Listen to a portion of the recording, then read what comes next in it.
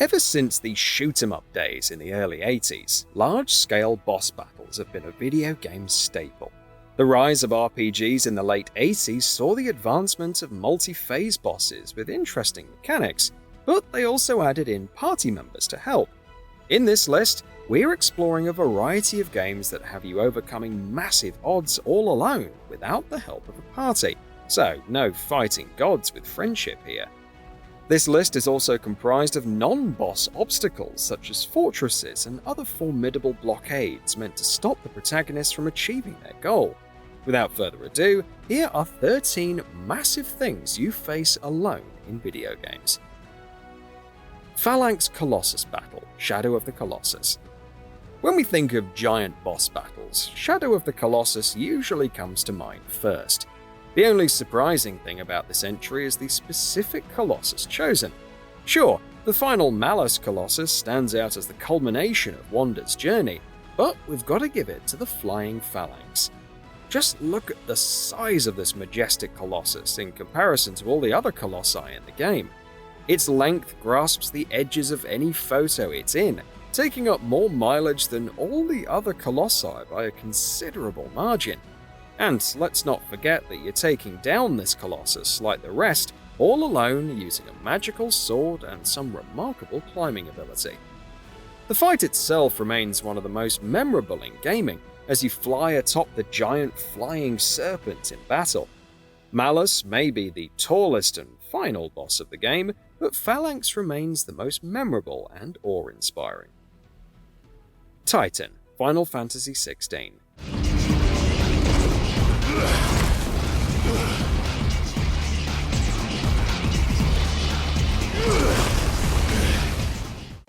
Final Fantasy XVI is a game all about scale. The first moments document an epic battle between the world-shaking icons, or summons, Titan and Shiva. Titan in particular highlights just how colossal these icons are, as well as the sheer devastation they casually inflict on the landscape. But the main protagonist, Clive, is no stranger to the power of icons either, being granted the power of the Phoenix icon early on in the game. After witnessing the initial cutscene with Titan, we're left anticipating an inevitable showdown between Clive and the indomitable icon of Earth. Somehow, the actual fight eclipsed anything we could have expected. The showdown between Clive and Titan is simply one of the most epic Final Fantasy moments. No amount of infantry or party member support could have made a dent in Titan's towering frame, making for one heck of a one-on-one duel. Metal Gear Sahelanthropus, Metal Gear Solid 5: The Phantom Pain.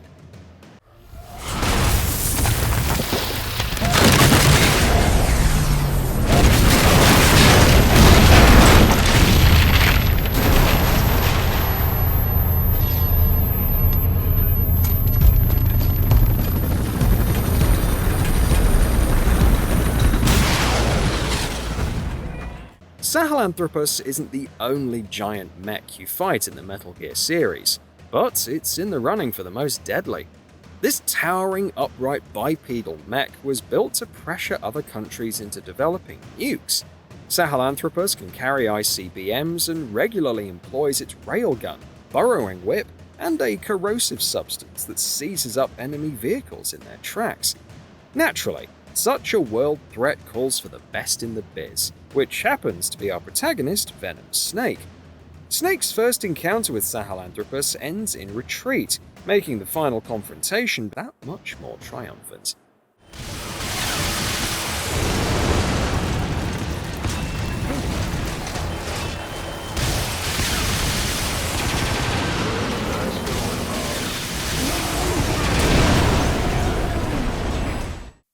Dranglike Castle, Dark Souls 2.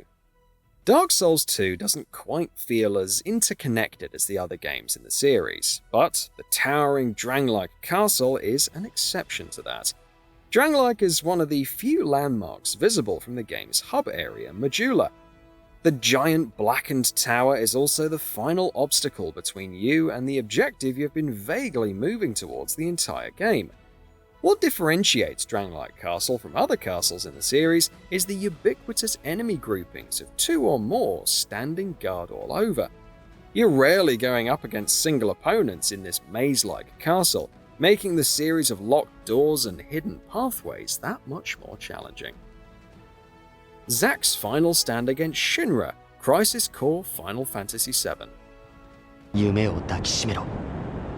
そして、どんな時でも、ソルジャーの誇りは。 There are few moments in gaming as heart-wrenchingly epic as Zack's final stand in Crisis Core. Zack is pretty much superhuman at this point, but his and Cloud's confinement in Shinra Manor left them both Mako poisoned and on the brink of death. You control Zack on the trek to Midgar, holding an unconscious Cloud on his shoulders when an army of Shinra soldiers blocks the path forward. You're then left to fend for yourself against dozens of soldiers in a supposed-to-lose fight. While this battle ends in tragedy in Crisis Core, the Final Fantasy VII Remake games would throw a wrench in the timeline, quite literally. Regardless, the price of freedom music playing over Zack's heroic last stand still hits just as hard as it did back when Crisis Core was a PSP exclusive. Lothric Castle, Dark Souls 3. Lothric Castle is so vast that it's difficult to ascertain where it begins and ends. You first set your sights on the castle when arriving on the high wall of Lothric at the start of the game. This formidable area serves merely as the castle's protective walls, not quite allowing entrance into the castle itself. It's not until much later in the game that you ascend atop the walls of Lothric once more and enter the castle proper. Lothric Castle is a true labyrinth of winding passages, shortcuts, and hidden nooks. 2 fire-spewing wyverns protect the castle grounds, further complicating matters when you're doing solo runs through the castle.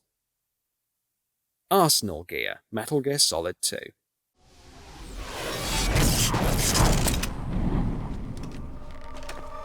No more games, Jack. At least you know. There's no reason to keep you alive now.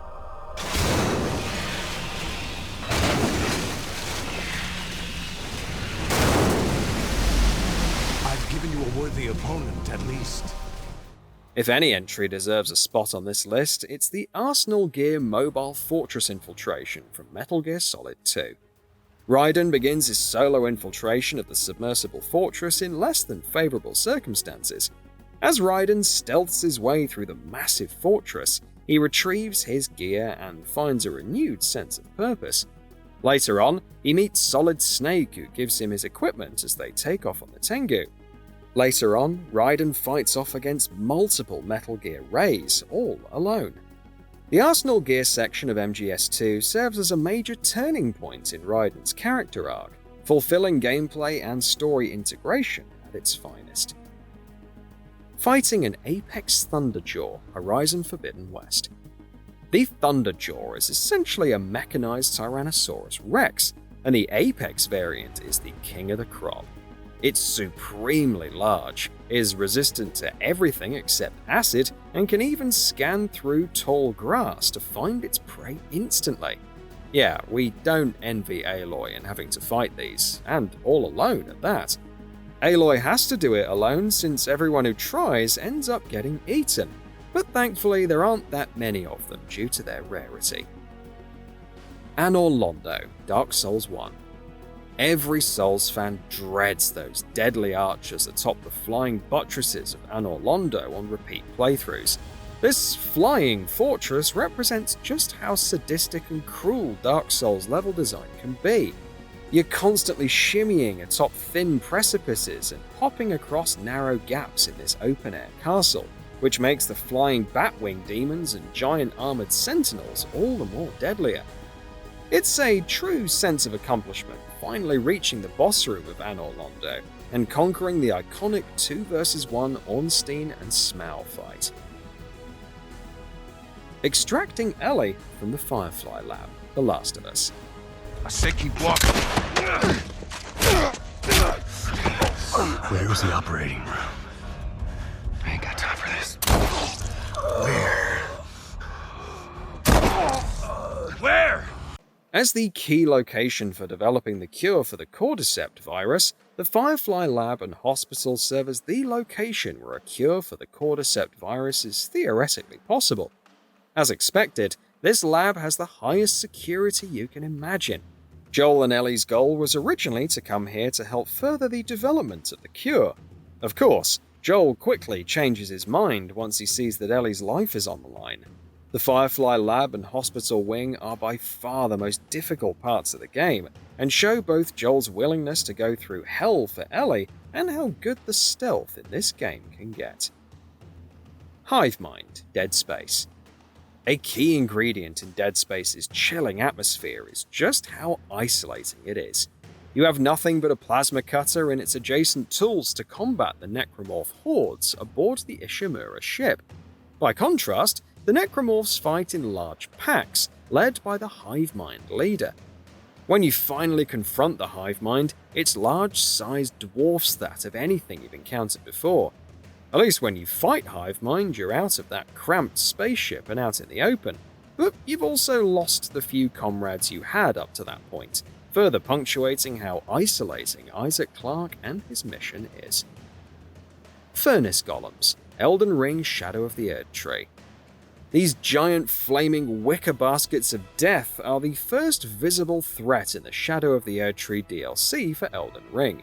You can see these giants spewing fire while sauntering about from the gravesite plains, making for one heck of a first impression. At first, it seems like these furnace golems are impenetrable to all forms of damage, but their weakness is the hefty fire pots that you acquire through the numerous cookbook recipes. Throw a couple of these inside the furnace atop the tall platform for extra damage, and eventually you'll have bested these monstrosities, though not without dozens of deaths first. Venom, Spider-Man Web of Shadows. Things are looking grim for Spider-Man as Venom grabs and infects him with his symbiotes. In a rare moment of vulnerability, Spidey is at the complete whim of Venom, dangling like a corpse from his grip. The tables quickly turn as Spider-Man's body absorbs the symbiotes, rendering him a capable opponent against the disturbing Venom for the first time. You fight Venom 3 times in Web of Shadows, and even have a choice in his outcome at the end. So what are your thoughts on this? Go ahead and share them in the comments below. And if you like this video, please subscribe to the channel and enable all notifications by clicking the bell icon to get new video updates. We upload every day and would really appreciate your support. Thanks for watching.